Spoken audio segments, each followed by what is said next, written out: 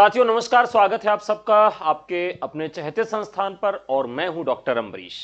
आज के इस एपिसोड में हम सब प्रयास करेंगे कि भक्तिकाल के जितने भी महत्वपूर्ण प्रश्न हैं वो सब खत्म कर दिए जाएं। तो भक्तिकाल का ये एक प्रकार से महामैराथन शुरू होने वाला है। तो चलिए शुरू कर देते हैं। आज एक अच्छी खुशखबरी हमारे लिए और आ चुकी है कि आयोग ने काम करना शुरू कर दिया है और पहला एग्जामिनेशन का नोटिफिकेशन जारी कर दिया है। वो नोटिफिकेशन आप सबके सामने पहुंच चुका होगा। फरवरी में पहला एग्जाम करवाने जा रहा है आयोग, जिसका नाम है असिस्टेंट प्रोफेसर का एग्जाम। तो चलिए, अगर कोई असिस्टेंट प्रोफेसर की तैयारी कर रहा है तो जीएस पेपर 1 और हिंदी विषय की तैयारी भी आप यहाँ पे कर सकते हैं। और भी विषय हमारे यहाँ चलते हैं, उनकी भी तैयारी कर सकते हैं। आज के इस एपिसोड में आपको बहुत महत्वपूर्ण assistant professor TGT, PGT, LT grade और यूजीसी नेट से संबंधित मिलने वाले हैं। तो चलिए शुरू करते हैं। आज का सबसे पहला प्रश्न आप सबके स्क्रीन पे दिखाई दे रहा है। ठीक है, देखिए थोड़ा सा तबीयत खराब है, जिसकी वजह से आज जो ऐप पर क्लास होती है 9 बजे से, वो मैं नहीं ले पाया था। केवल यही क्लास आपको देखने के लिए मिल रही है। तो चलिए शुरू करते हैं। आज का सबसे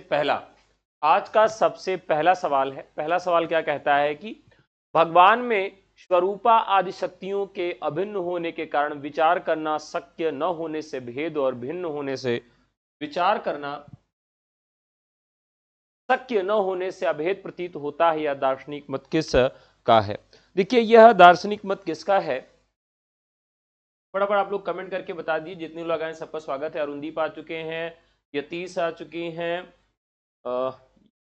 और मिस्टर अनिल, सुनील, आराध्या, रितु, सोनम, संयोगिता, मनोज, आलोक, सुप्रिया, कीर्ति, सबका बहुत स्वागत है।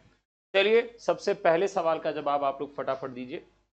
150 का बी लोग दे रहे हैं, यानी कि विशिष्टाद्वैतवाद। क्या ये सही जवाब है?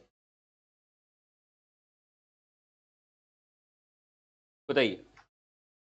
तो पहले का 150 का सी, अचिंत भेदा भेदवाद भी आ गया ऑप्शन में।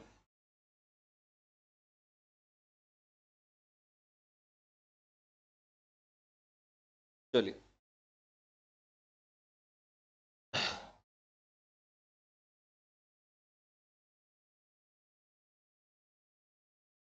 तो यहां पर आज का जो सबसे पहला सवाल है आपके सामने, उसका सही जवाब है अचिंत्य भेदा भेदवाद। अचिंत्य भेदा भेदवाद ये किससे संबंधित है? प्रश्न यह उठता है। तो यह आप सब जानते हैं कि यह गौड़ीय संप्रदाय से संबंधित है। गौड़ीय जो है ये क्या कहता है? चेतना पदार्थ की अभिव्यक्ति नहीं है, ठीक है, बल्कि वह आत्मा की अभिव्यक्ति है। ये क्या कहते हैं? कोई जो आपके शरीर की चेतना है वो किसी पदार्थ की अभिव्यक्ति नहीं है, अपितु वह किसकी अभिव्यक्ति है? वह आत्मा की अभिव्यक्ति है। और ये जो संप्रदाय है ये क्या कहता है कि आत्मा जो है अपरिवर्तनीय है, आत्मा शाश्वत है, आत्मा अजर अमर है, ये कभी मरती नहीं है। और ये कहते हैं कि कलयुग में आपके पास बहुत पूजा पाठ करने का समय नहीं है। ऐसे में यदि आप केवल भगवान का नाम ही लेते हैं तब भी आपका उद्धार हो जाएगा।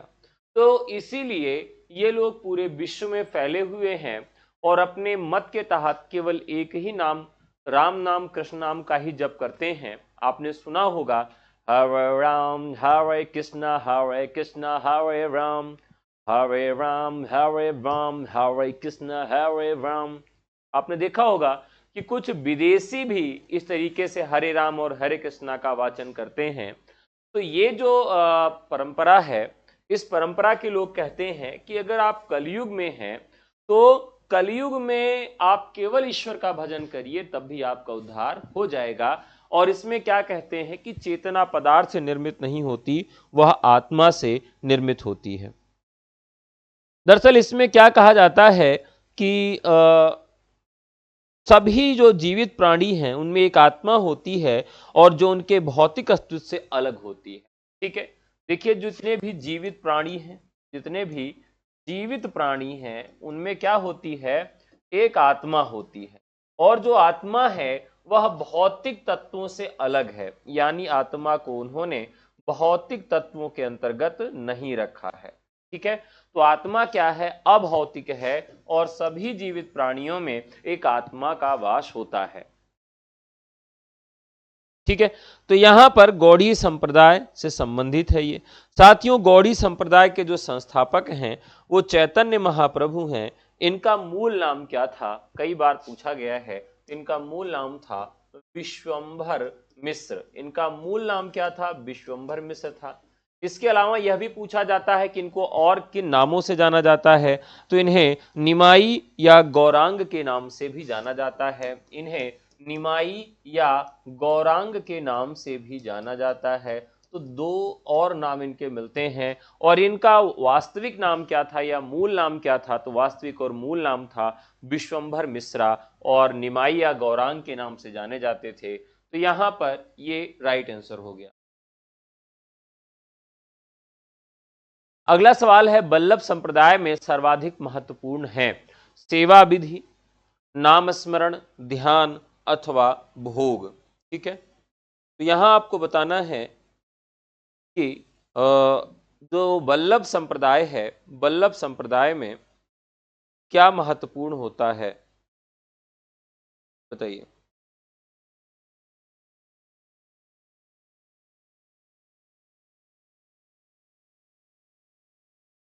तो वल्लभ संप्रदाय जो है, वल्लभ संप्रदाय इसे वल्लभ या पुष्टि मार्ग के नाम से भी जाना जाता है। ठीक है, इसे पुष्टि मार्ग के नाम से भी जाना जाता है और इसे वल्लभ के नाम से भी जाना जाता है।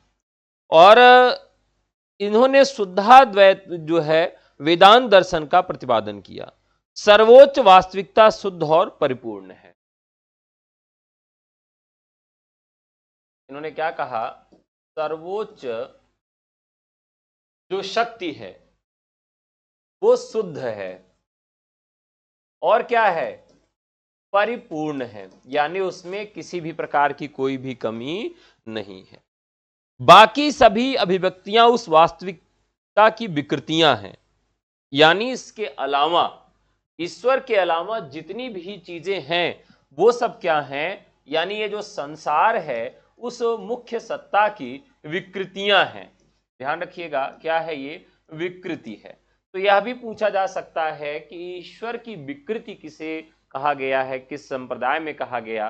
तो देखिए, इस संप्रदाय में, वल्लभ संप्रदाय में कहा गया कि जो संसार है वो सर्वोच्च, जो ईश्वर है सर्वोच्च है और वो शुद्ध है और परिपूर्ण है, और इसके अलावा इस दुनिया में जो भी कुछ है वह संसार हो या और कुछ भी हो, वह क्या है, वह विकृति हो। ठीक है, वह किसकी विकृति है, वह विकृति है ईश्वर की। तो इस तरीके से इसका राइट आंसर हो जाता है। अच्छा, राइट आंसर की तरफ चलें। अब इसमें क्या कहा गया कि सर्वाधिक महत्वपूर्ण क्या है। देखिए, यहां पर सबसे अधिक महत्वपूर्ण क्या है कि जीव का चरम लक्ष्य माया रहित शुद्ध ब्रह्म को प्राप्त करना है।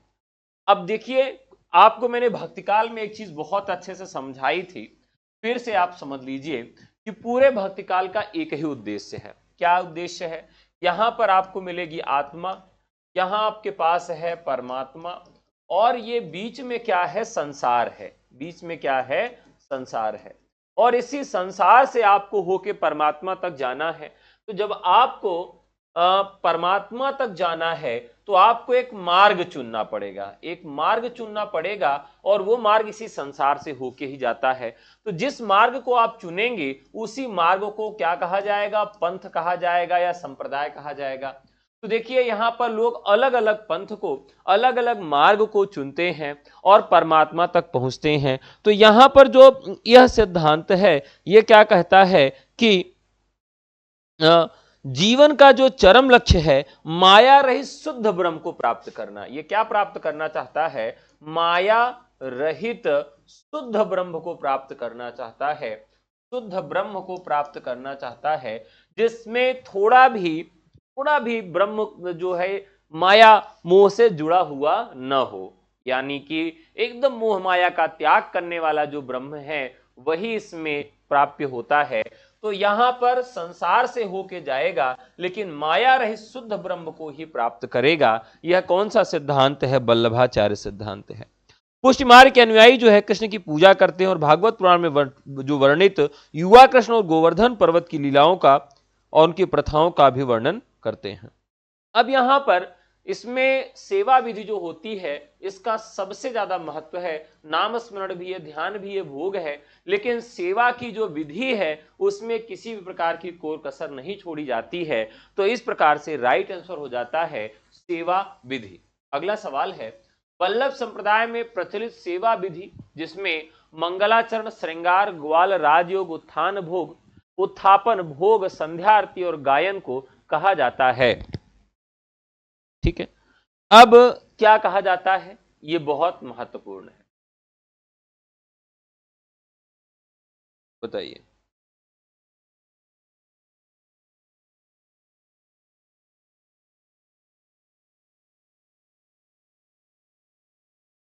अब एक चीज आपको मैं बता दूं, देखिए हर एक मंदिर का एक अपना अलग कॉन्सेप्ट होता है, यानी हर एक मंदिर की अपनी अलग सेवा विधि होती है। अभी मैंने कुछ दिन पहले आपको पढ़ाते समय एक चीज बताई थी कि वे हाल ही में जो अयोध्या में राम मंदिर का निर्माण हुआ, राम मंदिर का निर्माण हुआ, उसकी जो सेवा विधि है, उसकी जो सेवा विधि है वह किस संप्रदाय से ली गई है। अभी कुछ दिन पहले मैंने आपको पढ़ाया था और बताया था कि जो राम मंदिर बना है उस राम मंदिर की जो सेवा विधि है वह किससे ली गई है, ये आपको याद होगा। तो वैसे ही हर एक मंदिर की, हर एक संप्रदाय की अपनी सेवा विधि होती है। यहां पर क्या है कि वल्लभ संप्रदाय में जो प्रचलित सेवा विधि है इसमें मंगलाचरण होता है। मंगलाचरण का मतलब क्या होता है कि यहां से शुरुआत की जाती है, यानी कि जैसे आप मंगलाचरण की बात करें तो मंगलाचरण में आह्वान किया जाता है और उन्हें बुलाया जाता है और उनको याद किया जाता है। जैसे आप अभिज्ञान शाकुंतलम में देखें तो कालिदास जी ने शिव भगवान को याद किया है। क्या किया है?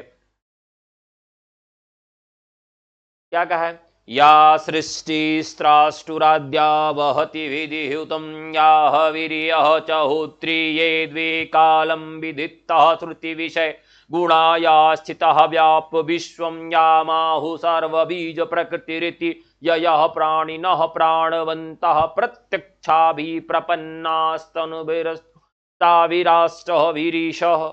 इस प्रकार से क्या करते हैं वो मंगलाचरण की शुरुआत करते हैं। मंगलाचरण को इस प्रकार से करते हैं। तो मंगलाचरण के बाद क्या करते हैं? उनका श्रृंगार कर देते हैं। भाई ये हमारे देवता हो गए तो बढ़िया से श्रृंगार कर दिए, फिर भोग वोग लगा दिए, राजयोग कर दिए, सॉरी ग्वाल कर दिए, राजयोग कर दिए, उत्थापन कर दिए, फिर भोग लगा दिए और सबसे अंत में सुलाने के लिए संध्या आरती कर दिए और संध्या आरती करके फिर भगवान को क्या कर दिए? सबसे अंतिम में गाना गा के सुला दिए, चलो भगवान जी अब सो जाओ। इस प्रकार का पूरा क्रम रहता है। अब यहां पर वल्लभ संप्रदाय में भगवान श्री के बाल रूप की पूजा की जाती है। ध्यान रखिएगा, किस रूप की पूजा की जाती है? तो बाल रूप की पूजा की जाती है। अभी मैंने एक प्रश्न आपसे पूछा था, किसी ने जवाब दिया नहीं। मैंने आपसे पूछा था कि जो हमारा नया राम मंदिर बना है अयोध्या में, उसमें किस विधि से पूजा की जाती है?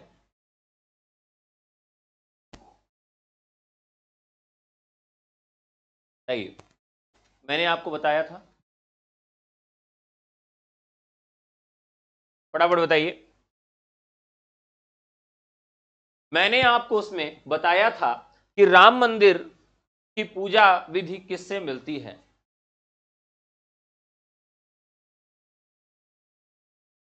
अब यहां पर इन्होंने कमर ज्यादा मोड़ दी वल्लभाचार्य ने शुद्धाद्वैत दर्शन के आधार पर संप्रदाय की बात कही है।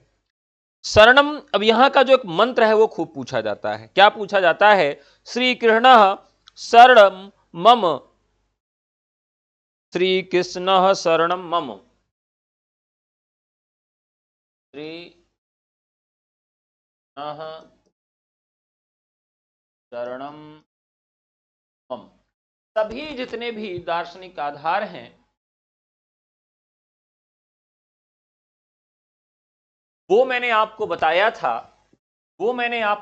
था, आप लोग भूल गए, जिसमें मैंने बताया था कि राम मंदिर की सेवा विधि किस संप्रदाय से मिलती है। चलिए कोई बात नहीं, इसी क्लास के अंत तक मैं आपको बताऊंगा। तो यहां पर क्या है कि गायन, ये सब जो पूरी परंपरा है, इसको क्या कहा जाता है?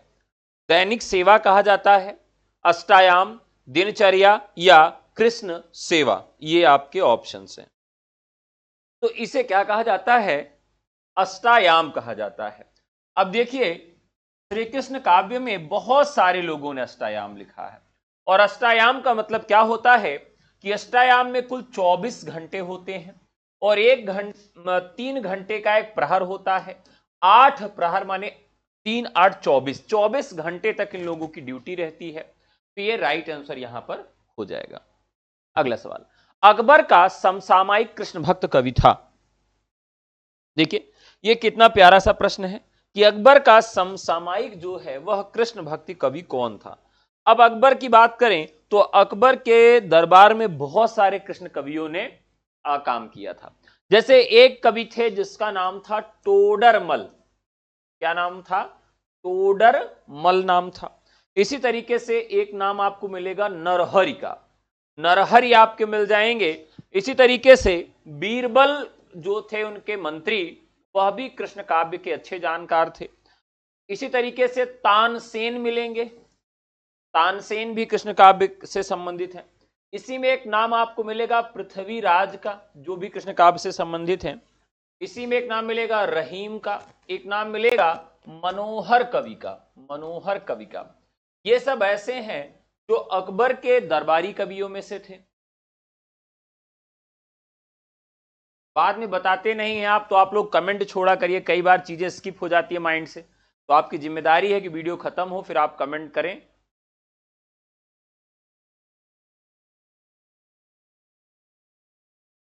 हाँ, अब यहां पर पूछा गया है कि अकबर के समसामयिक कृष्ण भक्त कवियों में कृष्ण भक्त कवि कौन था, यह प्रश्न पूछा गया है। अब देखिए यहां पर, तो इसमें समसामयिक की बात की गई है, तो समसामयिक कौन हो सकता है? ये तो इनके दरबार के कवि हो गए। दरबार के कवियों के बाद हम देखेंगे अष्टछाप के कवियों का, तो कुसूर परम कृष्ण का है कि वो नंद की छत पर गाय चराने गए। तो कुसूर परम कृष्ण के जितने कवि आ रहे हैं, कुसूर परम कृष्ण, यहां तक जितने कवि आ रहे हैं कृष्णदास तक, तो कृष्णदास तक जितने कवि आ रहे हैं साथियों, ये सारे कवि कौन हैं?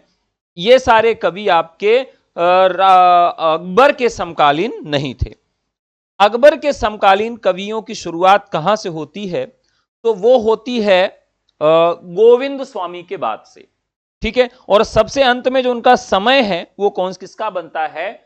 नंददास का बनता है, ठीक है। अब नंददास का समय क्या था? बड़ा महत्वपूर्ण है, यानी 1533 समय बनता है, लगभग 15वीं शताब्दी के आसपास जो है वो नंददास का भी समय है। तो यहां पर जो राइट आंसर हो जाएगा वो हो जाएगा नंददास, ठीक है। तो नंददास कौन थे? नंददास जब सूरदास सॉरी इनके अकबर के समकालीन कवियों में से थे, तो इन्होंने क्या ऐसा किया था जो थोड़ा सा महत्वपूर्ण है या जिसको याद किया जा सके। देखिए नंददास जो है ये विट्ठलनाथ के शिष्यों में सबसे महत्वपूर्ण थे, और इनका सबसे पुराना उल्लेख कहां मिलता है? तो भक्तमाल में मिलता है। नाभादास की जो रचना है भक्तमाल में सबसे पुराना उल्लेख इनका कहां मिलता है? नंददास का, तो वहीं पर मिलता है। और जो है गोकुल द्वारा जो थी नापादास की रचना है 200 वैष्णव की वार्ता, 200 वैष्णवन की वार्ता में 200 वैष्णवन की वार्ता में इनको क्या बताया गया है? इनको तुलसीदास का चचेरा भाई बताया गया है। तुलसीदास का चचेरा भाई बताया गया है। कौन थे ये? तुलसीदास के चचेरे भाई थे। कहां बताया गया है? तो 252 वैष्णवन की, 200 वैष्णव इसमें, इस रचना में 252 वैष्णवन की वार्ता में यह चर्चा की गई है। अब इनकी प्रसिद्धि का आधार क्या था, मैं बार बार बता चुका हूं, रास पंचाध्यायी है। कितने अध्याय हैं? 5 अध्याय, क्योंकि नाम ही उसका यही है।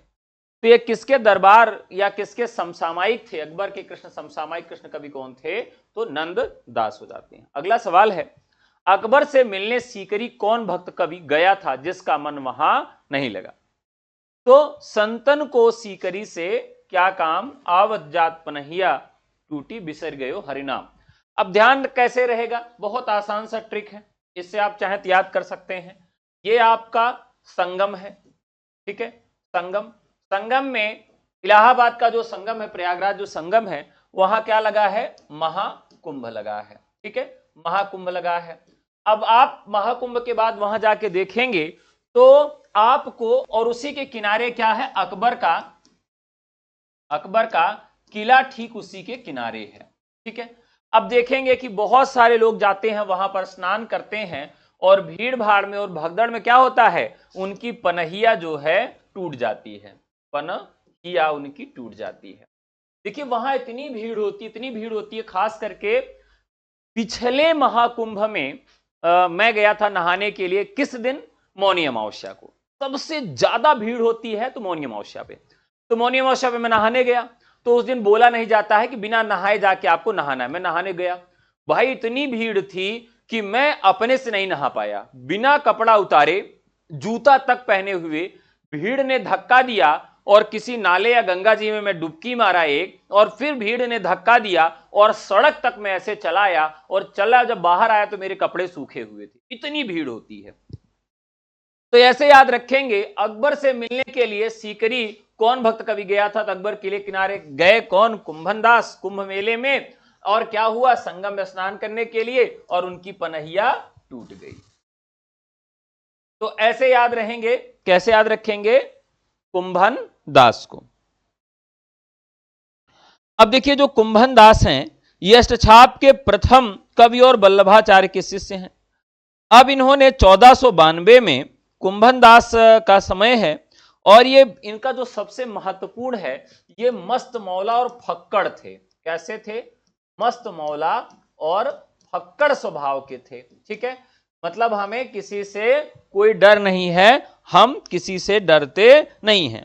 कुंभन दास का 1468 में समय माना जाता है, और जमुना वताव उत्तर प्रदेश में इनका जन्म होता है। यानी इनकी डेट भी अगर आपको याद रखना हो कि पहले कवि कौन है अष्टछाप के, तो उनका समय है 1468, और अकबर जो है इन्हीं को ही बुलाते हैं कि भैया आ जाना हमारे यहां। और ये ध्यान रखना है कि इसके समकालीन थे, तो ये परमानंद के समकालीन थे। कुसूर परम कृष्ण का है, तो स्वाभाविक है तो कुंभन दास, सूरदास और परमानंद दास ये अष्टछाप के कवि हैं। लेकिन ये किसके समकालीन थे? आप ध्यान रखिएगा, ये परमानंद दास के समकालीन थे। तो कई बार कवियों से यह भी पूछा जाता है कि किसके कौन समकालीन था, ठीक है। अगला सवाल, अष्टछाप के कवियों में सूरदास के बाद भाव और भाषा की समृद्धि की दृष्टि से किस कवि का महत्व है? यह भी मैं आपको बता चुका हूं, और यह बहुत ही महत्वपूर्ण सवाल है। अष्टछाप के कवियों में सूरदास के बाद भाव और भाषा की समृद्धि की दृष्टि से किस कवि का महत्व है?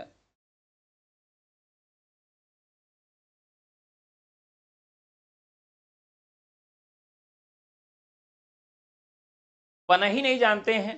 पनही का मतलब होता है जिसे आप चप्पल कहते हैं। दरअसल इसे तत्सम भाषा में उपनाह कहा जाता था। उपनाह का पनही हुआ, और पनही का चप्पल कैसे हो गया मुझे नहीं मालूम है। इस तरह से इसमें परिवर्तन हुआ। तो अष्टछाप के कवियों में उनके समकालीन और सूरदास के बाद भाव और भाषा की समृद्धि की दृष्टि से किस कवि का महत्व है, यह सवाल आपसे पूछा जा रहा है, ठीक है।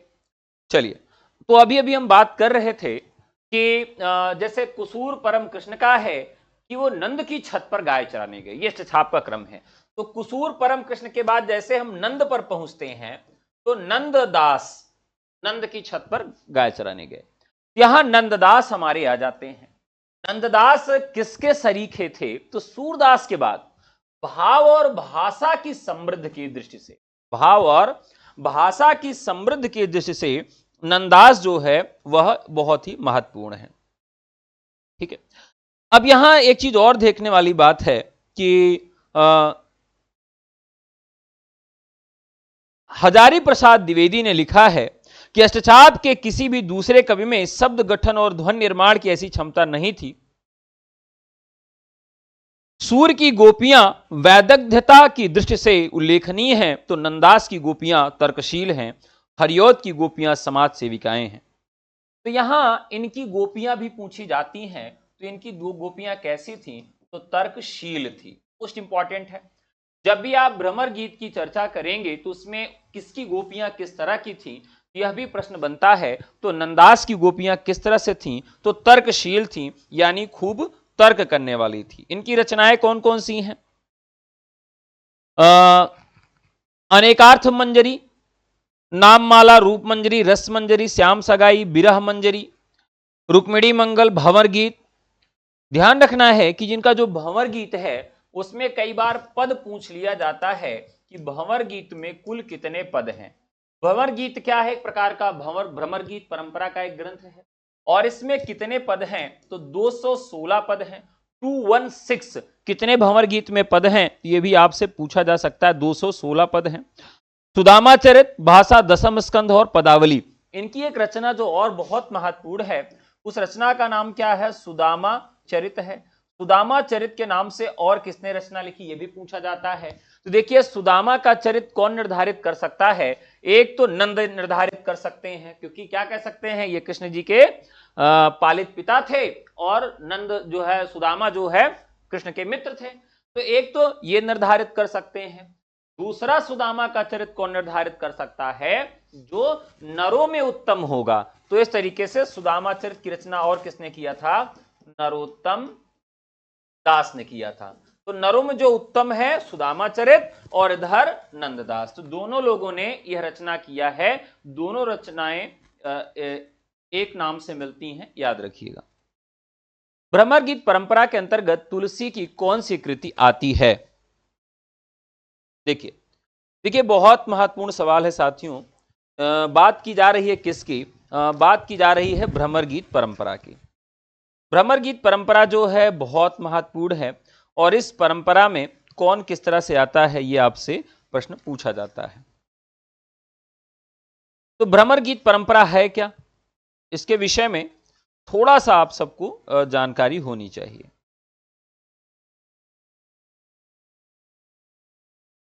चलिए देखिए, कुछ जैसे मिलती जुलती रचनाएं हैं, उनको भी आपके विषय में बता देता हूं, और उसके बाद में भ्रमर गीत बताता हूं। जैसे अभी हम लोगों ने कुछ रचनाएं देखी जो खूब पूछी गई थी, तो यहां थोड़ा सा ब्रीफिंग कर लेते हैं कि अष्टायाम के नाम से कितने लोगों ने, अष्टायाम के नाम से कितने लोगों ने रचनाएं की हैं, बताइए।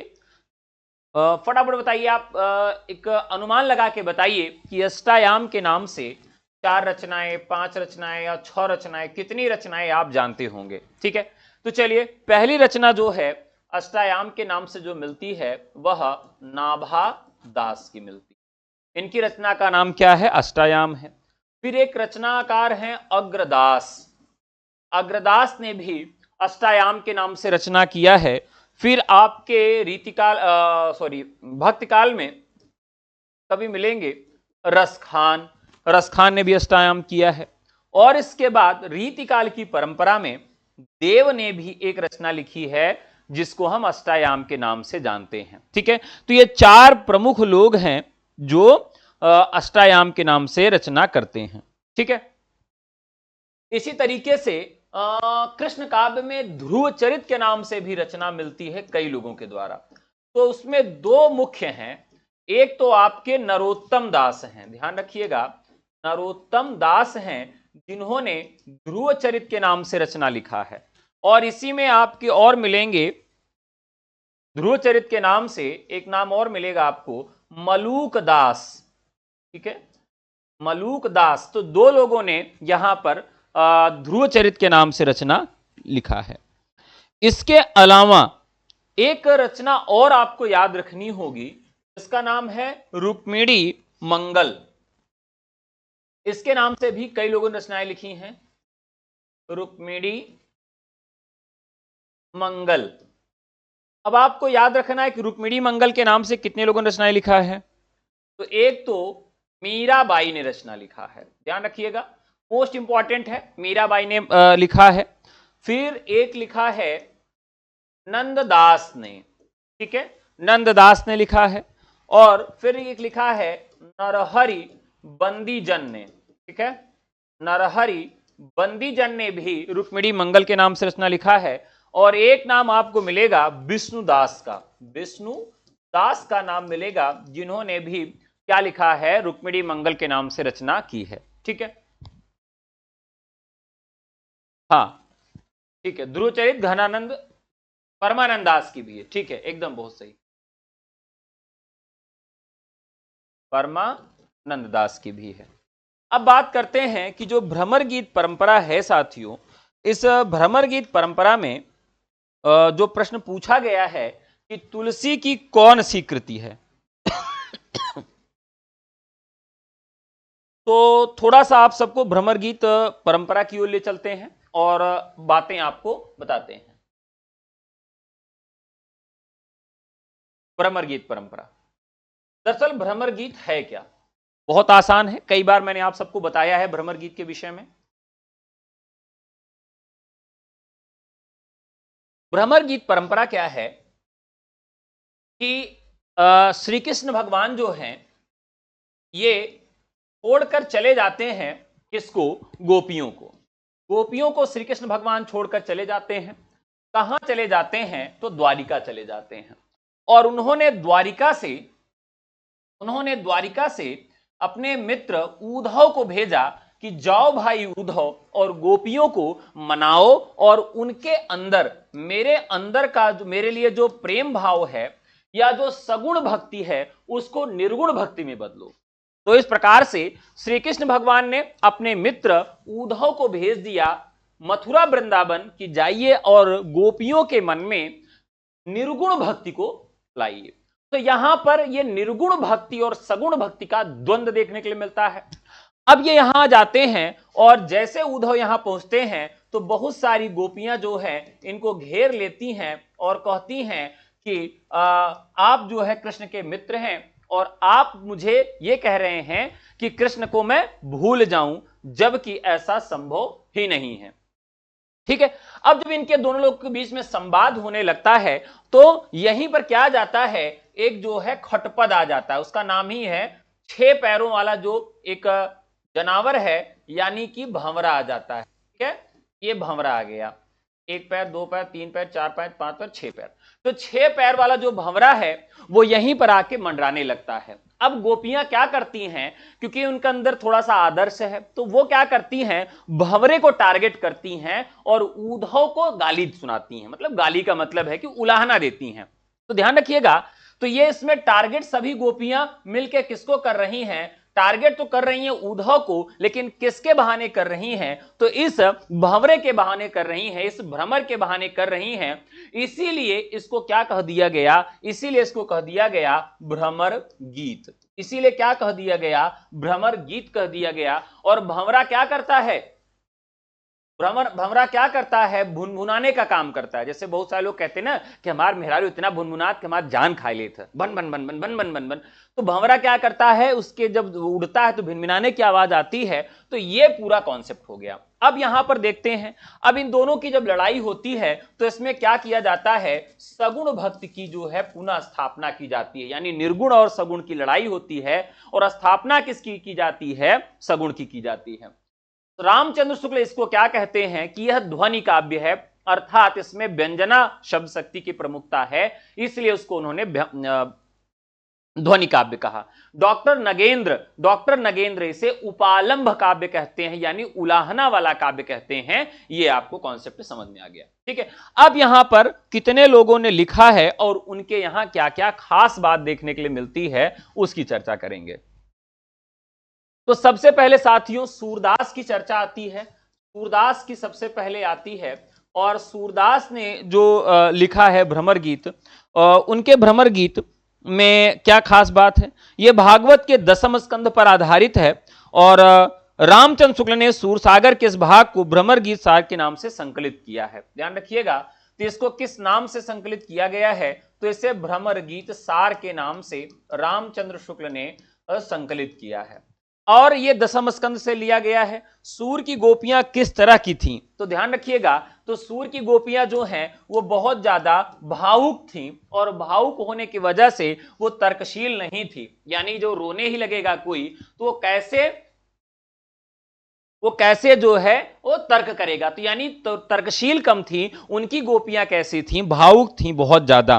फिर इनकी रचना का नाम क्या है, भ्रमर गीत है। दूसरी रचना आपको मिलेगी भंवर गीत, नंददास की रचना। ठीक है, भंवर गीत जो रचना है यह किसकी है, नंददास की है। कैसे याद रखेंगे, जब श्री कृष्ण भगवान को लेके जा रहे थे नंद के यहां, तो किसमें फंस गए थे, भंवर में फंस गए थे। ठीक है, तो भंवर में फंस गए थे कब, जब उनको नंद के यहां लेके जा रहे थे। तो नंददास भंवर गीत इस तरह से आपको याद हो जाएगा। ठीक है, अब इनकी गोपियां क्या हैं, तर्कशील बहुत ज्यादा हैं, और इनकी गोपियां जो हैं वह वाकपटु भी हैं और बातचीत करने में उच्च कोटि की बौद्धिकता भी रखती हैं।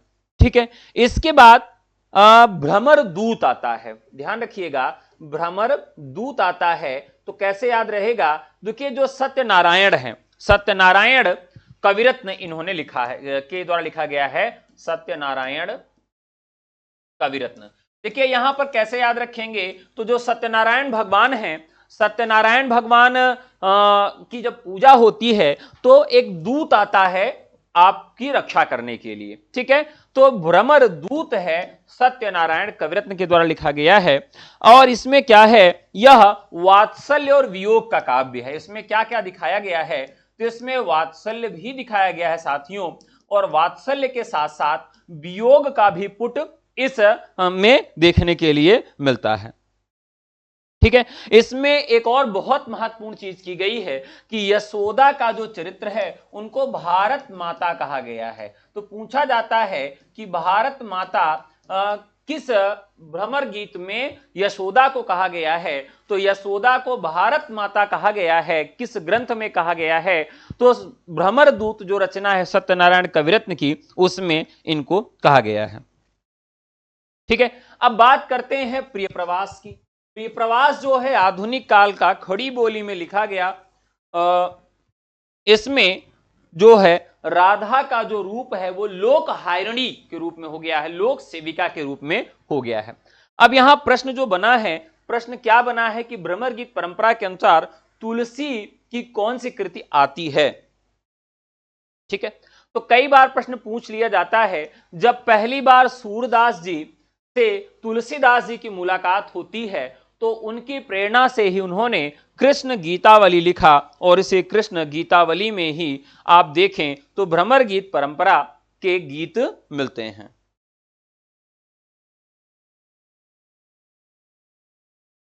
ठीक है,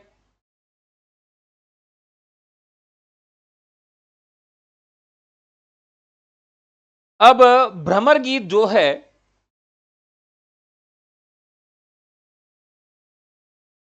प्रमुख ग्रंथों की बात करें तो भ्रमर गीत सूरदास का है, भंवर गीत नंददास का है, भ्रमर दूत सत्यनारायण कविरत्न का है, प्रिय प्रवास अयोध्या सिंह उपाध्याय हरिऔध का है, और उद्धव शतक जो है वो जगन्नाथ दास रत्नाकर का है।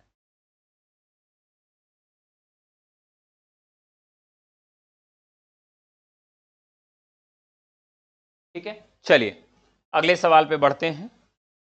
थोड़ा सा ज्यादा इसकी डिटेलिंग हो गई। नंददास के भ्रमर गीत व सूरदास के भ्रमर गीत के बीच में क्या अंतर है। अब मैंने लगभग पूरी डिटेलिंग आपको बता दिया है। अब आपको बहुत आसानी से क्या करना है, जवाब दे देना है। जितने लोगों ने अभी तक की क्लास को अच्छे से समझा होगा वो जवाब दे देंगे।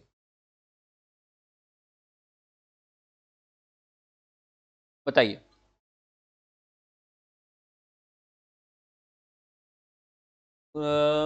ग्रेजुएशन 49% है, पोस्ट ग्रेजुएशन में 53 है। Bihar state paper 1 qualify Uttar Pradesh से हूं, क्या बिहार में।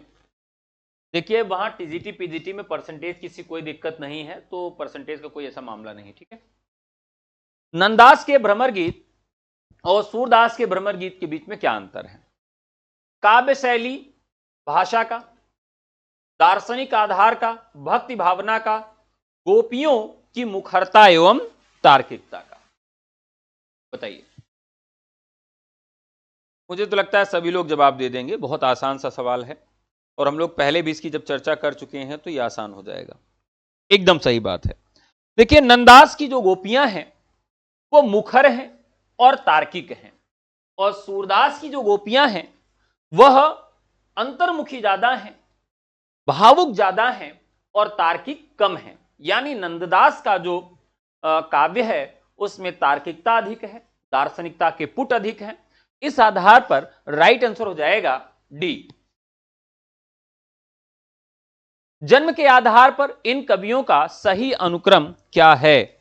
देखिए, मैं बार बार बता रहा हूं कि अष्टछाप के कवियों का क्रम आप याद रखिएगा, क्योंकि यहां से एक प्रश्न पूछा जाना है। अब यहां हम कुंभन दास की बात करें तो कुंभन दास का समय 1468 है।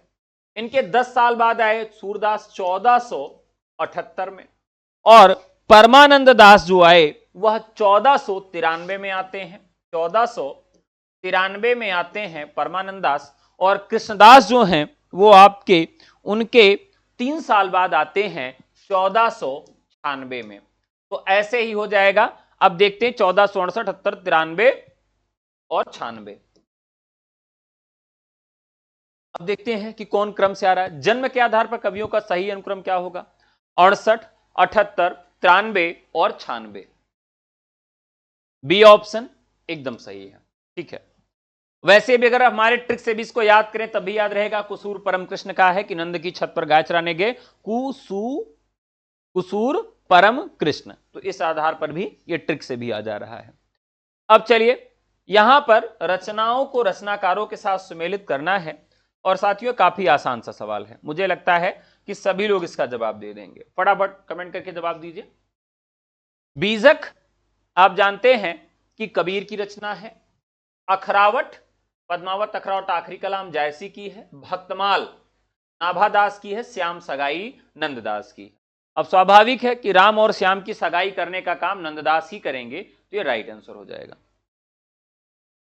बहु बीती थोरी रही सोऊ बीती जाए, हित ध्रुव बेग बिचारी कै बस वृंदावन आए। ये पंक्तियां किसकी हैं? देखिए, सबसे खतरनाक होती हैं कृष्ण काव्य की काव्य पंक्तियां, जो कई बार सवाल गलत करवा के जाती हैं। बताइए।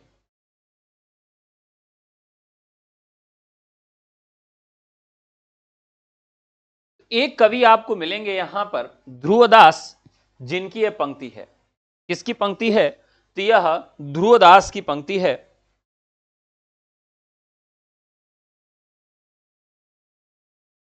ठीक है, ध्रुवदास राइट आंसर होगा। बहु बीती थोरी रही सोऊ बीती जाए, हित ध्रुव बेग बिचारी बस वृंदावन आए। यहां पर एक छोटा सा ट्रिक भी है जिसके आधार पे आप जो है इसको सही कर सकते हैं। यहां पर भी ध्रुव है और यहां पर भी ध्रुव है। इससे भी अगर आप कनेक्ट करें तो आप इसका सही जवाब ढूंढ सकते थे। अगला सवाल है, रसखान का संबंध निम्नलिखित में से किस संप्रदाय से था? रसखान का संबंध किस संप्रदाय से था? दरअसल रसखान का जो संबंध है वो दिल्ली से था। गोसाई विट्ठलनाथ के ये शिष्य थे, और सैयद इब्राहिम रसखान इनका पूरा नाम था। 1533 दिल्ली के राजवंश परिवार में इनका जन्म हुआ था, और ये दिल्ली के एक पठान सरदार थे। 252 की वार्ता के अनुसार रसखान दिल्ली से बाद में गोवर्धन चले जाते हैं, और मूल गोसाई चरित के अनुसार यह बात बताई गई है। मूल गोसाई चरित के अनुसार बताया गया है कि रसखान को पहली बार रामचरितमानस तुलसीदास ने सुनाया था। यानी पहली बार जो इन्होंने सुना या किसी ने किसी को सुनाया तो वो तुलसीदास ने सुनाया था। अब बात की जा रही कि रसखान किस संप्रदाय के थे। तो रसखान की अंतिम कृति कौन सी थी और प्रथम कृति कौन सी थी? तो इनकी पहली रचना जो मानी जाती है वह सुजान रसखान मानी जाती है। ध्यान रखिएगा, इनकी पहली रचना कौन सी है? सुजान रसखान है। और सबसे अंतिम रचना कौन सी है? प्रेम वाटिका है। ठीक है, तो सबसे पहले सुजान रस खान और प्रेम वाटिका, यानी सुजान से मिलने वाटिका में गए और फिर बाहर ही नहीं आए। बस यही इनकी पूरी रचनाओं का क्रम हो गया कि सुजान से मिलने के लिए कहां गए, प्रेम वाटिका में गए और वहां से बाहर नहीं आए, यानी कि इसी से अंत हो जाता है। अब देखिए इनके गुरु का नाम क्या था, गोसाई विठलनाथ था। इसी से आप अगर निकालना चाहें तो बहुत सारी चीजें आपकी क्लियर हो जाएंगी। ठीक है, तो यहां पर अगर आप देखें विठलनाथ को, तो विठलनाथ इनके गुरु थे, लेकिन इन्होंने कोई संप्रदाय नहीं चुना था।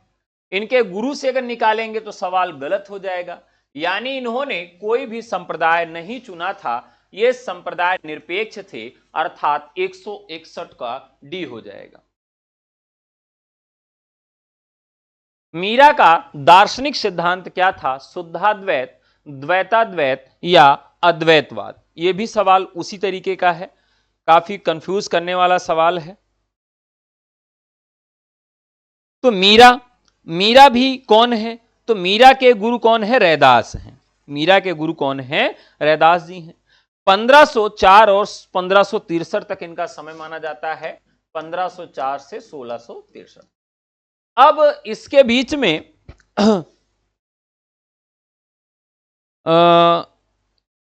इनके जो गुरु हैं उनका नाम क्या है, रैदास है। रैदास संत संप्रदाय से संबंधित हैं।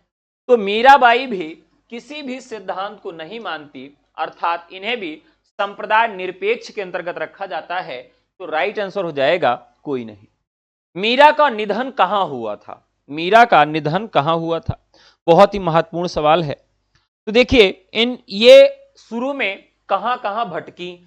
पहले तो आई मीरा जो है वृंदावन, फिर वहां से चली जाती हैं आपके गुजरात, फिर इनकी जो अंतिम समय की सांसें रहती हैं वो कहां बीतती हैं, रणछोड़ मंदिर। तो राइट आंसर हो जाएगा रणछोड़ मंदिर। ठीक है, तो द्वारका के रणछोड़ मंदिर में इनका निधन हुआ था। अगला सवाल है, मीरा की रचनाओं की भाषा को किस वर्ग में रखा जा सकता है, ब्रजभाषा, राजस्थानी या राजस्थानी मिश्रित ब्रजभाषा? चलिए देखिए, राजस्थान तो उनका मुख्य स्थान ही था, तो व्यक्ति अपनी भाषा को नहीं छोड़ सकता है। तो सबसे पहले राजस्थानी, और वो फिर ब्रज में आ जाती है, और उस समय ब्रज का जो पूरा काव्य था, वह कृष्ण का जो पूरा काव्य था ब्रज भाषा में लिखा जा रहा था, जिसकी वजह से ब्रज भी यहां पर जुड़ जाता है। तो राजस्थानी मिश्रित ब्रज। जाके सिर मोर मुकुट मेरो पति सोई काव्य की पंक्तियां किसकी हैं, बताइए। आप जानते हैं कि मीराबाई ने जो भक्ति किया है वो माधुर्य भाव की किया है, कांता भाव की किया है। अपने श्री कृष्ण को पति या प्रेमी मानकर उन्होंने रचनाएं की हैं। ऐसा कहा जाता है कि मीराबाई का कोई अपना प्रेमी भी था, जिस प्रेमी का नाम ये लोक मर्यादा की वजह से नहीं ले सकती थी, जिसके स्थान पर इन्होंने सारी कविताएं श्री कृष्ण को जो है समर्पित की हैं। यहां राइट आंसर हो जाएगा मीराबाई। अगला सवाल है, सूरदास का जन्म काल क्या है? तो अभी भी हम लोगों ने देखा था 1468 में कुंभन दास और उनसे 10 साल छोटे थे सूरदास, यानी 1468 के बाद 1478 आ जाता है। कुंभन दास का जन्म हुआ, अभी भी हम लोगों ने देखा, 1468 में। परमानंद दास का जन्म काल क्या है? कुसूर परम कृष्ण का है, तो 1468, 1478 और फिर 1493, यानी परमानंद का समय क्या है साथियों, वो है 1493। अभी अभी हम लोगों ने इसकी डेट देख लिया था। कृष्णदास का जन्मकाल क्या है? तो कुसूर परम कृष्ण का है, उनसे 3 साल छोटे थे कृष्णदास, तो 1496। एकदम से याद रखिएगा कैसे, 1468, 1468 के बाद 1478, 78 के बाद 1493 और फिर क्या आ जाएगा 1496। तो कुसूर परम कु सूर परम कृष्ण, ये इसकी डेट हो जाएगी। ठीक है, अगला सवाल है नंददास का जन्म का समय क्या है। अब ठीक उसी तरीके से और आगे बढ़ चलिए, तो नंददास का जो इनके बीच में जो समय है कृष्णदास के बाद, वो काफी अंत में आता है, सबसे अंत में आते हैं। और नंददास किसके समकालीन थे, तो अकबर के समकालीन थे। तो ये आपके दिमाग में रहना चाहिए कि ये 1500 के तो आगे ही होंगे। तो राइट आंसर हो जाएगा 1533, नंददास का समय 1533 हो जाएगा। भक्ति काल के कवियों का जन्म आपको जरूर याद रखना है, उनका क्रम पूछा जा सकता है।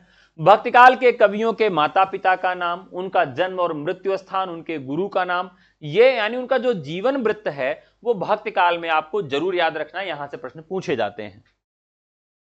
ध्रुवदास का जन्म काल क्या है, यहां पूछा गया है ध्रुवदास का जन्म काल क्या है। चलिए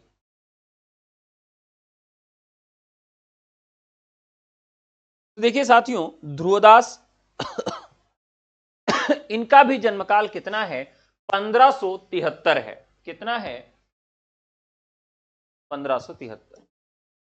रसखान का जन्मकाल कितना है, यह भी बहुत महत्वपूर्ण है। रसखान का भी जन्मकाल आपको याद रहना चाहिए। अब यहां एक मजेदार बात समझिएगा, रसखान और नंददास ये एकदम से एक समय में आपको मिलेंगे। ठीक है, तो रसखान और नंददास जो है आपको एक समय में मिलेंगे, तो इससे काफी आपको आसानी हो जाएगी। ठीक है, तो क्या होगा, रसखान का समय क्या होगा और नंददास का समय क्या होगा, यह आप याद रखिएगा क्योंकि यहां से प्रश्न पूछा जाता है। अब यहां पर नंददास के समय के रसखान की बात करें तो नंददास गाय पाले थे और बहुत सारा इनके यहां क्या होता था, मक्खन होता था, और उसी मक्खन के ऊपर रसखान ने कविता लिखी। तो स्वाभाविक है दोनों लोग एक ही साल जन्म लिए होंगे, यानी 1533। तो ऐसे याद रखिएगा, रसखान और नंददास एक ही साल के हैं। हम लोग क्या अवधि में क्या कहा जाता है, समौरिहा। कहें भैया हमारे लड़किया के समौरिहा है ने, समौरिहा, सम शब्द देखिए, शम उपसर्ग लगाया गया है बराबर के लिए, समौरिहा।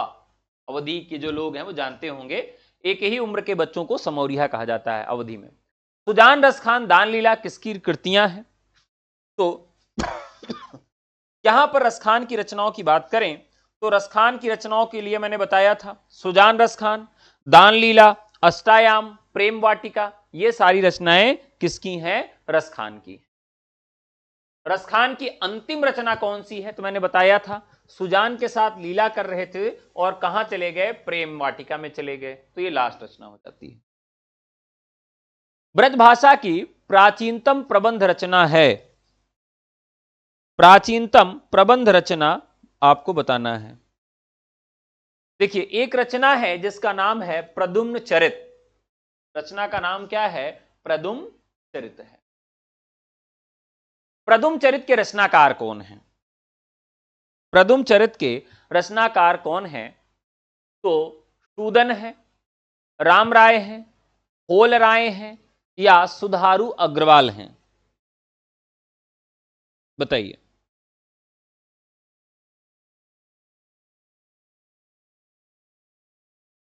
नया प्रश्न है, प्रद्युम्न चरित, सुधारू अग्रवाल जो हैं वो प्रद्युम्न चरित के रचनाकार हैं।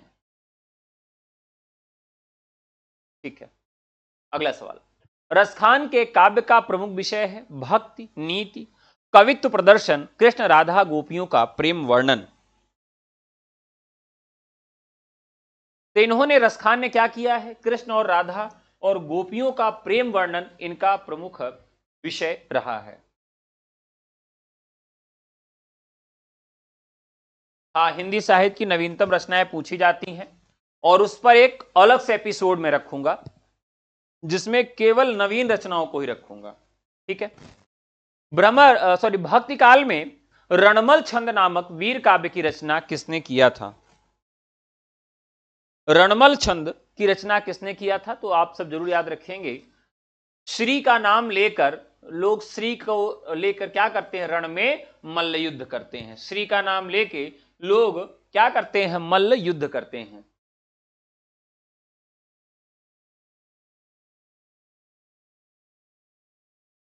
क्याम खां रासो वीर काव्य है।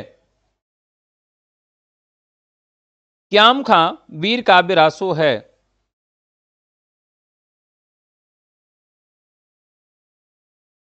तो ये क्या है, न्यामत खां जान का। ध्यान रखिएगा, क्याम और न्यामत ये काफी मिलते जुलते हैं, तो इसमें आपको कोई दिक्कत नहीं होगी। कान्हड़ दे प्रबंध के रचयिता कौन है? ये थोड़ी नई रचनाएं आपको मिल रही हैं। कान्हड़ दे प्रबंध के रचयिता कौन हैं? तो ये राइट आंसर हो जाएगा पद्मनाभ। कान्हड़ यानी आप पद्मनाभ मंदिर में जब जाएंगे तो आपको कान्हड़ यानी कांध पर अपना प्रसाद लेके जाना पड़ेगा। पद्मनाभ मंदिर में जाएंगे तो कंधे पर प्रसाद लेके जाना पड़ेगा, ये ट्रिक हो जाएगी। कान्हड़ दे प्रबंध के रचयिता है पद्मनाभ। छीहल कवि की छीहल बावनी है। छीहल कवि की छीहल बावनी जो रचना है वह है, देखिए, तो भक्ति नीति इस तरह के काव्य लिखे गए। तो छीहल ने किस तरह की रचना लिखी है? तो इन्होंने नीति काव्य लिखा है। क्या लिखा है? नीति काव्य। अकबरी दरबार में सम्मानित कृष्ण भक्त कवि हैं छीत स्वामी, चतुर्भुज दास, सूरदास या हरिदास। ध्यान रखिएगा, तो यहां पर सम्मानित कृष्ण भक्त कवि कौन है, जिनको काफी सम्मान दिया गया। अब यहां पर सम्मानित कवियों की बात करें तो जो अष्टाप के कवि हैं उन सब को यहां पर खूब सम्मान दिया गया, लेकिन उसमें भी एक कवि हैं जिनका नाम है चतुर्भुज दास, जिनको अकबर के दरबार में सबसे ज्यादा सम्मान मिलता था इन लोगों में। असंगत का चयन करिए। बेली कृष्ण रुक्मिणी री पृथ्वीराज, भाषा सूक्त मुक्तावली बनारसी दास, समय सार सूदन, डूंगर बावनी पद्मनाभ। बताइए। देखिए, बेल किसान रुक्मिणी री पृथ्वीराज की रचना है, ठीक है। तो भाषा सूक्त मुक्तावली बनारसी दास की, ठीक है। डूंगर बावनी पद्मनाभ की, ठीक है। समय सार सूदन की रचना नहीं है, ठीक है। समय सार ऑप्शन सी। असंगत बताइए। कान्हड़ दे प्रबंध, अभी भी मैंने बताया पद्मनाभ। श्याम लता नंददास, जबकि श्याम की सगाई कराया था नंददास ने। पंच पांडव चरित्राज सालिभद्र सूरी, और पद्मनाभ चरित सुधारू अग्रवाल। ये आपके ऑप्शन हैं, यहां पर आपको क्या करना है, मिलान करना है, असंगत बताना है। तो मैंने आपको बताया था भी, श्याम सगाई जो है वह नंददास ने करवाई थी, इसलिए यहां पर यह संगत है। कान्हड़ दे प्रबंध, कान्हे पर आप प्रबंध पद्मनाभ मंदिर में प्रसाद लेके जाएंगे चढ़ाने के लिए। पंच पांडव चरित्रास, देखिए अब यहां 5 सालियां होती हैं लेकिन 5 पति थे यहां पर। पंच पांडव चरित्रास, तो इस तरह से सालिभद्र सूर्य की रचना याद रखेंगे। ऐसे भी याद रखेंगे कि जिसकी 5-5 सालियां होती हैं बहुत खुशनसीब होता है, बहुत खुश रहता है, अरे मेरे 5-5 सालियां हैं। यहां पंच सालियां, जिसके 5 सालियां हैं बहुत खुश रहता है, ऐसे याद रख सकते हैं। पद्मनाभ चरित सुधारू अग्रवाल, तो प्रद्युम्न चरित, प्रद्युम्न का जो चरित है सुधार दिया, ठीक है, ऐसे याद रखेंगे कि प्रद्युम्न का चरित सुधार दिया, प्रद्युम्न चरित सुधारू अग्रवाल। असंगत का चयन करिए। राग सोठा के प्रत, दयालदास, अष्टायाम, रसखान, केली माधुरी, माधवदास माधुरी, भक्त रस बोधनी, प्रियदास। असंगत का चयन करना है। अब देखिए, राग सोरठा के पद, अभी अभी हम लोगों ने उस रचना की चर्चा किया है।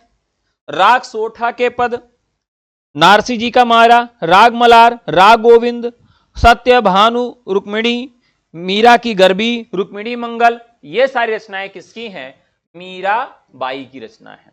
अष्टायाम मैंने बताया था, कई लोगों ने लिखा है, जिसमें रसखान राइट आंसर है।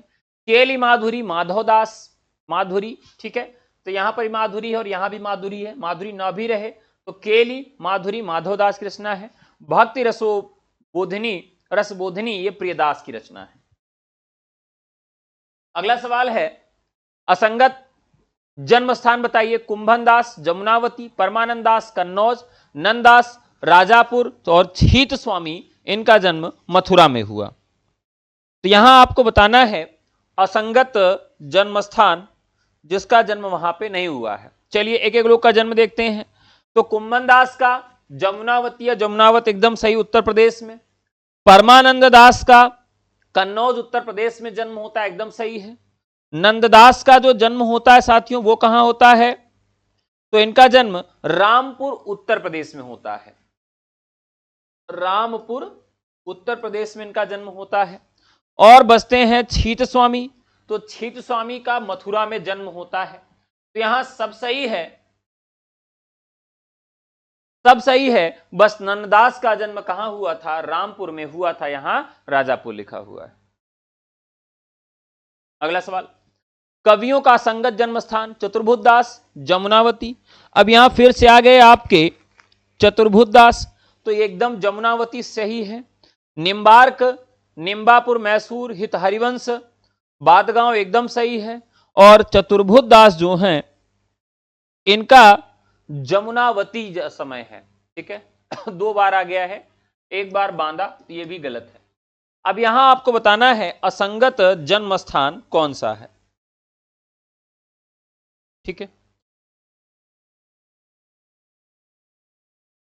तो यहां पर ये गलत है आपका, चतुर्भुज दास बांदा उत्तर प्रदेश, ठीक है।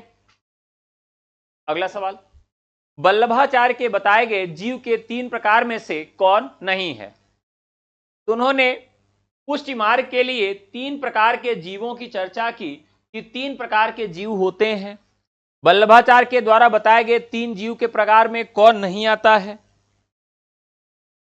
तो इसमें अनासक्त जीव नहीं आता, प्रवाह आता है, मर्यादा आता है और पुष्टि आता है। 3 प्रकार के जीव बताए गए, प्रवाह जीव, मर्यादा जीव और पुष्टि जीव।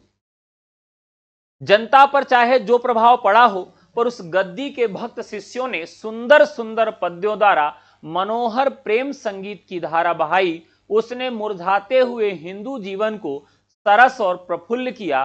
पुष्टि मार्गी भक्तों के संबंध में यह कथन किसका है? बहुत बढ़िया सवाल है,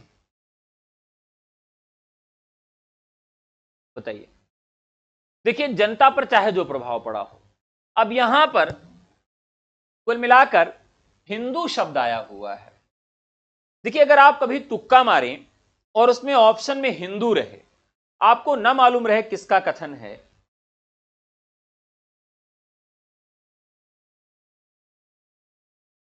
तो भी आप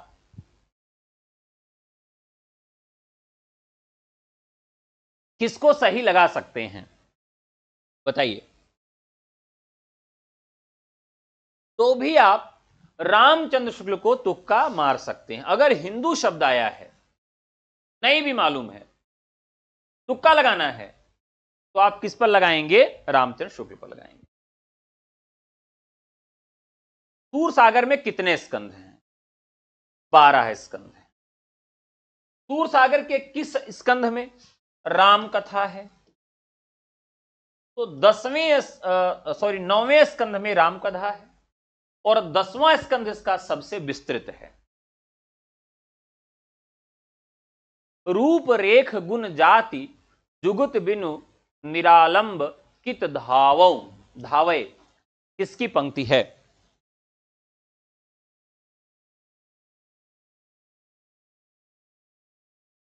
बताइए। रूप रेख गुण जाति जुगति बिनु निरालंब कित धावे, सूरदास, ठीक है। सुंदर परम किशोर वयक्रम चंचल नयन विशाल और कर मुरली सिर मोर पंख पीतांबर उर बनमाल। पंक्तियां किस रचनाकार की हैं, बताइए। काफी बढ़िया सवाल है। देखिए, इसका राइट आंसर होगा यह भी, सुंदर परम किशोर वयक्रम चंचल नयन विशाल कर मुरली सर मुरपुर पंख पीतांबर उर बनमाल। सूरदास की पंक्ति है। भ्रमर गीत प्रसंग का मूल स्रोत क्या है? तो अभी अभी हम लोगों ने इसकी चर्चा किया था, तो इसमें कोई भी आपको दिक्कत नहीं आएगी। राइट आंसर हो जाएगा श्रीमद् भागवत कथा का 10वां स्कंध, इसका राइट आंसर हो जाएगा। बल्लभ बल्लभ संप्रदाय के बल्लभाचार्य के शिष्य नहीं है, तो ये तो आसान सा सवाल है, ये तो कभी गलत होना ही नहीं चाहिए। बल्लभाचार्य के शिष्य नहीं है। कुसूर परम कृष्ण, कुसूर परम कृष्ण, तो कुसूर है, कुसूर है, परम कृष्ण है, चतुर्भुजदास इनके नहीं है। सूर का भ्रमर गीत वियोग श्रृंगार का सर्वोच्च शिखर है, विरह कितनी वैदग्ध्यपूर्ण मानसिक दशाएं शायद ही कहीं मिली, यह कथन किस आलोचक का है? बहुत ही प्यारा सा कथन है।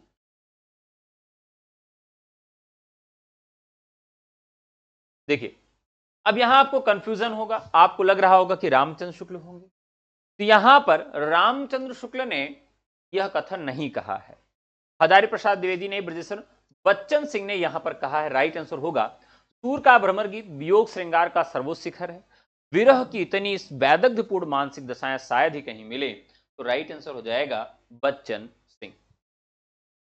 जाके सिर मोर मुकुट मेरो पत सोई, इससे मीरा की किस प्रकार की भक्ति प्रदर्शित होती है? स्वकीय भाव की। स्वकीय और पारकीय दो भाव हैं। स्वकीय भाव का मतलब है स्वयं को उसमें स्थापित करके रचनाएं लिखना। कानन है अंगरी रही बो, जब ही मुरली धुनि मंद बजय हैं, ये बताना है। और ये पंक्ति किसकी है? रसखान की। Right answer. नंदास की कृति नहीं है, बताइए। अनेकार्थ मंजरी है, भगवान भागवत दशम स्कंद भी है, बिरह मंजरी भी है। स्फुट पद जो है यह इनकी रचना नहीं है, जबकि स्फुट पद जो रचना है वह मीराबाई की मानी जाती है।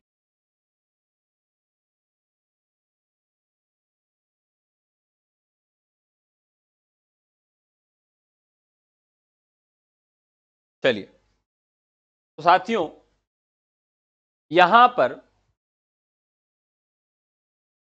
जो कृष्ण काव्य था वह समाप्त हुआ। कृष्ण काव्य से संबंधित जो प्रश्न थे वो समाप्त हुए। अब राम काव्य से संबंधित प्रश्न है।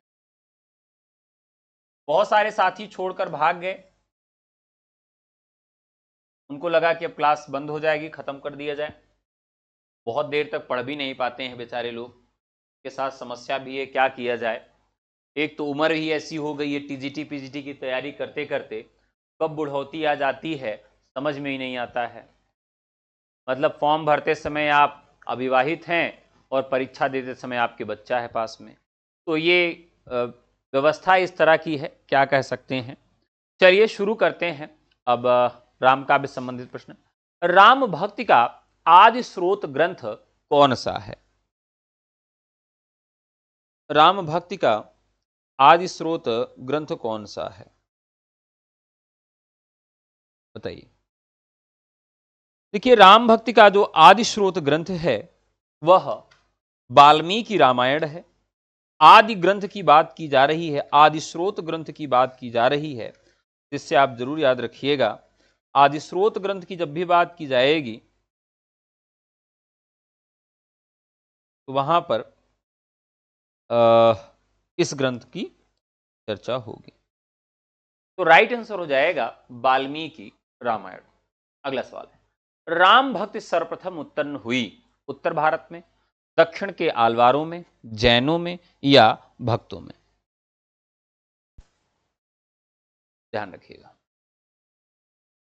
देखिए, भक्ति का जो होता है वो दक्षिण में उपजता है, और इसके उपजने के पीछे कुछ लोग जो है बहुत बड़ी भूमिका रखते हैं। एक तो मिलते हैं आपको राम भक्त और एक मिलते हैं आपको कृष्ण भक्त।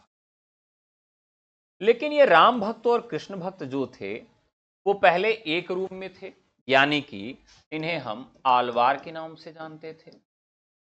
अब प्रश्न यहां यही बनता है कि जो आलवार थे इनकी संख्या कितनी थी? तो आलवारों की संख्या 12 थी।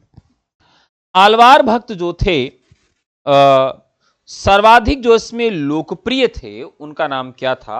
शठकोप था। जो सबसे लोकप्रिय थे उनका नाम क्या था? शठकोप था। इन्होंने तिरुवायमोली एक रचना किया है जो काफी महत्वपूर्ण है, और सहस्र गीत भी एक इनकी रचना है जो काफी महत्वपूर्ण है।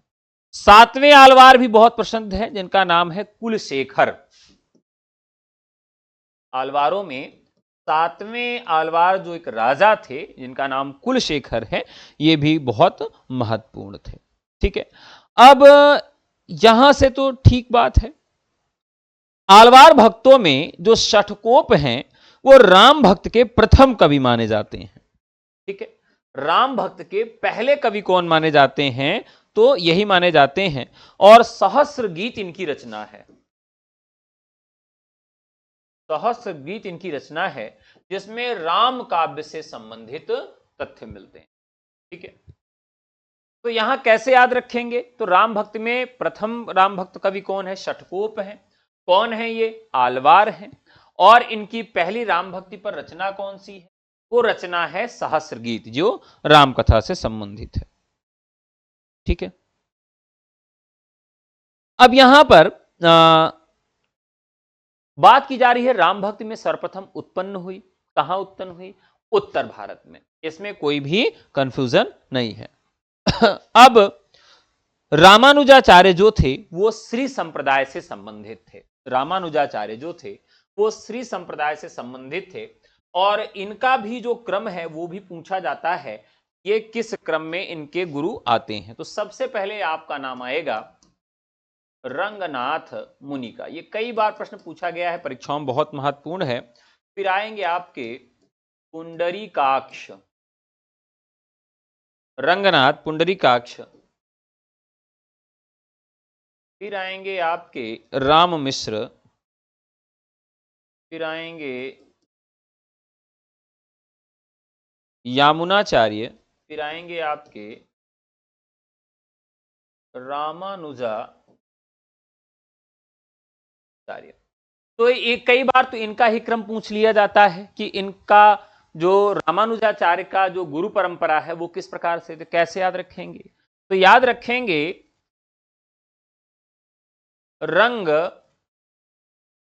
रंगपु रा रंगपुराम यमुना, और शॉर्ट में बनाते हैं तो रंगपु रा या रा, रंगपुरा यारा। तो ये क्या हो जाएगा? रंगपुरा यारा, रंगपुरा यारा हो गया, इसका ये क्रम हो गया। तो रंगपुरा यारा में क्या आ जाएगा? रंगनाथ मुनि, पुंडरीकाक्ष, राम मिश्र, यामुनाचार्य और रामानुजाचार्य, ये क्रम हो गया। अगला सवाल, संस्कृत नाटकों में सर्वप्रथम किसमें राम भक्ति मिलती है? संस्कृत नाटकों में सबसे पहले किसमें राम भक्ति मिलती है? अब देखिए, उत्तर रामचरितम, बाल रामायण, भावार्थ रामायण, प्रतिमा नाटक जो कि भाष्य का है। अभी साथियों मैं जब ये संस्कृत साहित्य से भी प्रश्न आपको करवाऊंगा तो उसमें भी आपको ये सारी चीजें बताई जाएंगी। सर्वप्रथम राम भक्ति कहां मिलती है? तो देखिए, एक संस्कृत साहित्य के रचनाकार हुए जिनका नाम है भास। क्योंकि अगर इन संस्कृत साहित्य के रचनाकारों का क्रम देखें तो इसमें भास पहले आएंगे। ठीक है, तो प्रतिमा नाटक जो भास का है, संस्कृत नाटकों में सबसे पहले राम भक्त की चर्चा हमें प्रतिमा नाटक में मिलती है। उत्तर भारत में राम भक्त को प्रचारित करने का श्रेय किसको जाता है? तो दक्षिण में आप जानते हैं कि जन्म होता है भक्ति द्राविणी उपजे लाए रामानंद, तो इसमें कोई कंफ्यूजन नहीं है। राम भक्ति परंपरा में रसिक भावना का समावेश किसे दिया जाता है? श्रेय किसको दिया जाता है कि रसिक भावना का समावेश किसने किया? चलिए, रसिक भावना का जो समावेश है किसने किया? तो साथियों एक नाम यहां आपको मिलेगा, नाम क्या है? अग्रदास का नाम है, अग्रदास। अग्रदास कौन थे? तो अग्रदास जो है रसिक संप्रदाय के संस्थापक थे। इनका जन्म 15वीं शताब्दी के उत्तरार्ध में होता है। 15वीं शताब्दी के उत्तरार्ध में होता है। रसिक परंपरा जो थी अभी तक कृष्ण काव्य में ही थी, राम काव्य में उसे व्यवस्थित रूप में लाने का काम किसने किया? स्वामी अग्रदास ने किया, और रसिक जो परंपरा है उसका उन्नयन किया। ठीक है, अग्रदास जो है रामानंद शिष्य के परंपरा में ये चौथी पीढ़ी में आते हैं।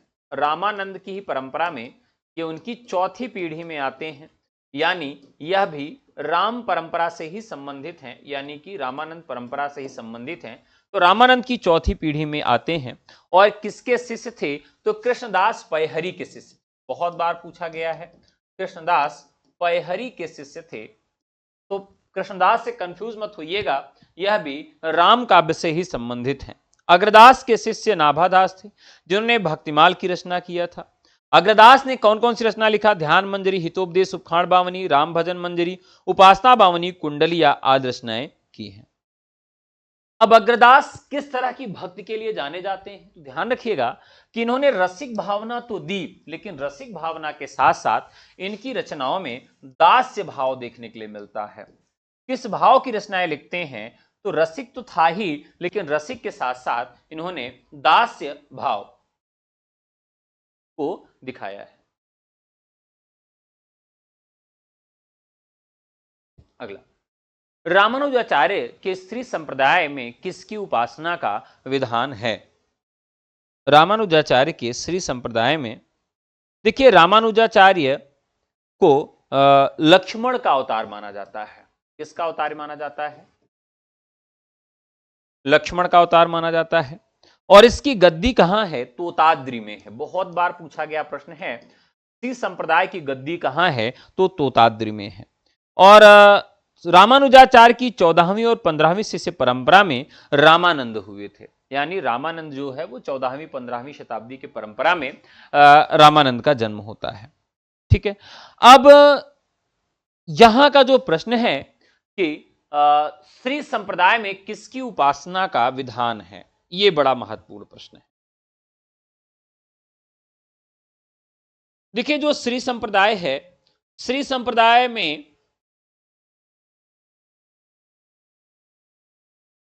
चार संप्रदाय हिंदू धर्म के अंतर्गत आए, जिसमें श्री संप्रदाय बहुत ही महत्वपूर्ण है। श्री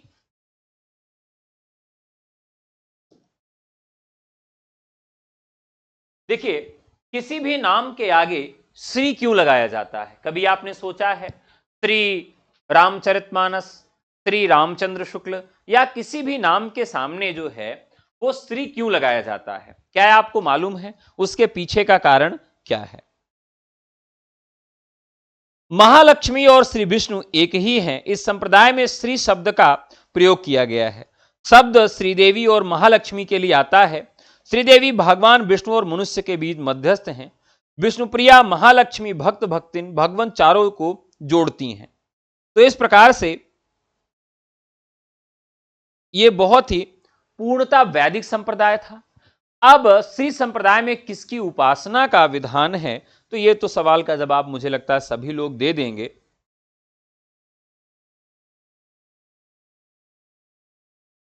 हाँ,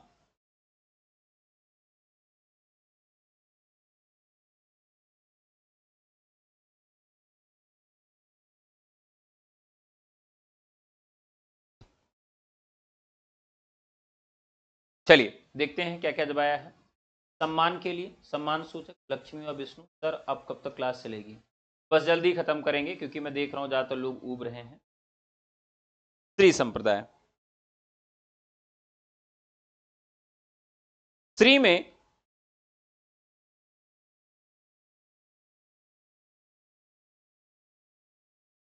हाँ, चलिए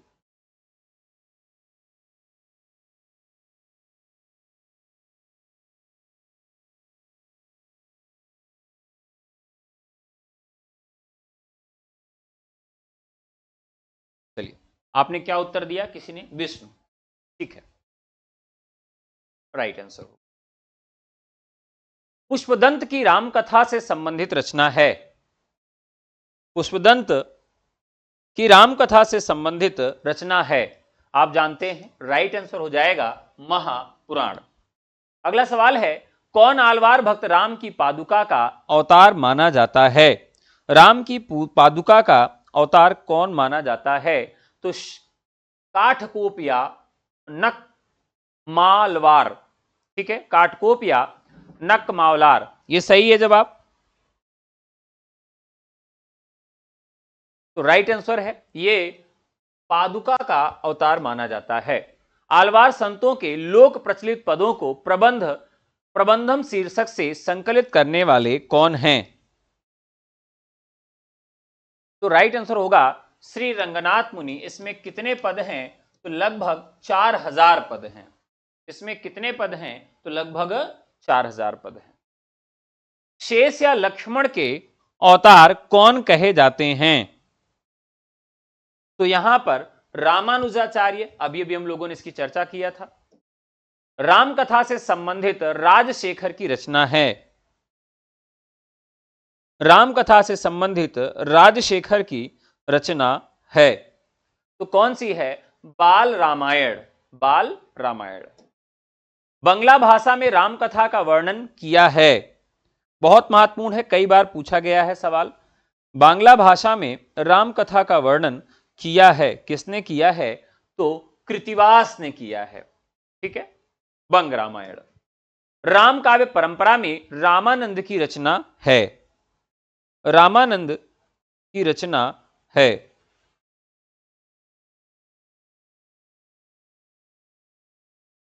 तो चलिए फटाफट इसका जवाब दीजिए 210 नंबर का।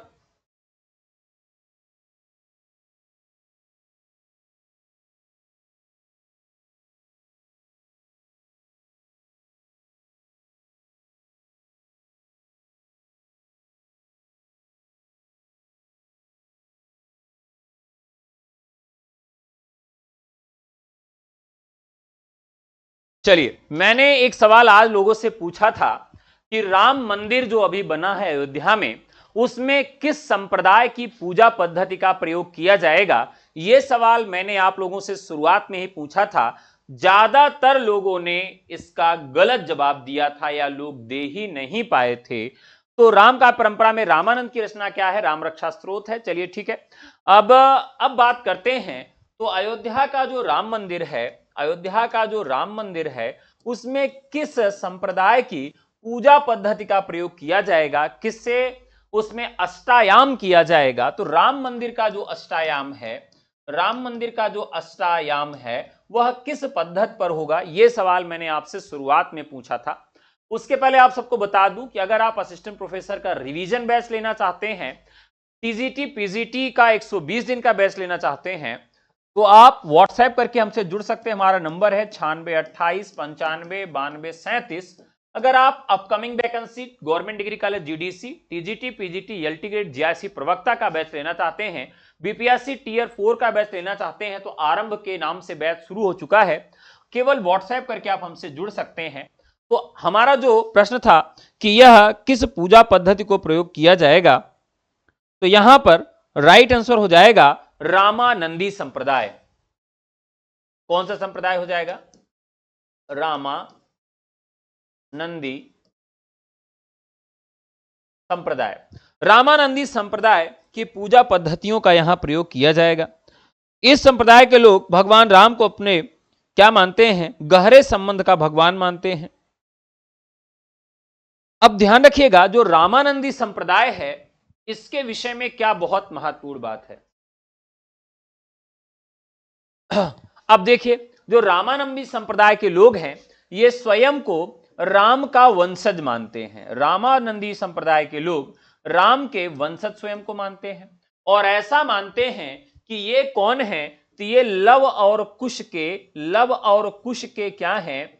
वंशज हैं। यानी राम के पुत्र लव और कुश हुए, और लव और कुश के ये वंशज हैं कौन? रामानंदी संप्रदाय के लोग। इसी वजह से रामानंदी पद्धति पर अयोध्या के राम मंदिर की पूजा की जाती है। ये राम, सीता, हनुमान, विष्णु और उनके दूसरे अवतारों की पूजा करते हैं। और इनका मूल मंत्र क्या है? ओम रामाय नमः। ध्यान रखिएगा, इनका जो पूजा मंत्र है वो क्या है? ओम रामाय नमः। ओम रामाय नमः। इनका जो पूजा मंत्र है वह पूजा मंत्र क्या है? ओम रामाय नमः है। रामानंद संप्रदाय के प्रमुख शिष्यों में रैदास, अनंतानंद, भावानंद, पीपासेन, नाई, धन्ना, नाभादास, नरहरियानंद, सुखानंद, सुरसुरी, पद्मावती इत्यादि शामिल है। और इसमें किस भक्ति को प्रमुखता दी जाती है? तो यह पूरा जो संप्रदाय है यह उदार भक्ति को महत्व देता है, यानी इसमें सबको शामिल किया जाए, इसलिए इसे उदार भक्ति के नाम से जाना जाता है। किस भक्ति के नाम से जाना जाता है? तो उदार भक्ति के नाम से यह जाना जाता है। ठीक है। रामानंद संप्रदाय में इसीलिए सभी प्रकार के जातियों का समावेश था। तो आज का जो क्वेश्चन ऑफ द डे था, रामानंदी संप्रदाय। रामानंदी संप्रदाय से राम मंदिर अयोध्या की पूजा पाठ की जाएगी या हो रही है, क्योंकि ये लोग अपने को राम भगवान का वंशज या उनके घर का मानते हैं, और रामानंदी संप्रदाय राम के वंशज मानते हैं, और ऐसा मानना है कि ये लौ और कुश के परिवार के हैं या लौ और कुश से संबंधित हैं। ठीक है। आज का जो पूरा क्लास है, आशा करता हूं कि बहुत मेहनत से मैंने आपको पढ़ाया, आपको बहुत ही अच्छा लगा होगा। नए फैक्ट्स भी मिले होंगे, कुछ नए प्रश्न भी मिले होंगे। ठीक है। तो आज की क्लास कैसी लगी कमेंट करके आप जरूर बताइएगा। वीडियो खत्म होने के बाद भी अगर आपके 10-5 कमेंट रहते हैं तो और अच्छा लगता है। लाइक जरूर करिएगा, चैनल पे नए आए हैं तो सब्सक्राइब भी करिए, मित्रों को भी बताइए कि यहां क्लास रात को 10 बजे चलती है। तो कल पुनः आपसे मुलाकात होगी। तो कृष्ण काव्य हम लोगों ने समाप्त कर लिया है। कल हम लोग जिस चैप्टर पर चर्चा करेंगे वह क्या होगा? राम काव्य होगा। तो क्या आपको राम काव्य से रुचि है? राम काव्य से जितने भी प्रश्न हैं उन सबको हम सॉल्व कराने का प्रयास करेंगे। कोई भी चैप्टर नहीं छोड़ रहा हूं, कोई भी प्रश्न नहीं छोड़ रहा हूं, बहुत डिटेलिंग में जाके आपको समझा रहा हूं कि अगर आप केवल ये रिवीजन ही आप देख लेते हैं तो एक भी सवाल आपका गलत नहीं होगा, सब कुछ निपट जाएगा। ठीक है। तो आज के लिए इतना ही। बहुत बहुत धन्यवाद। नमस्कार।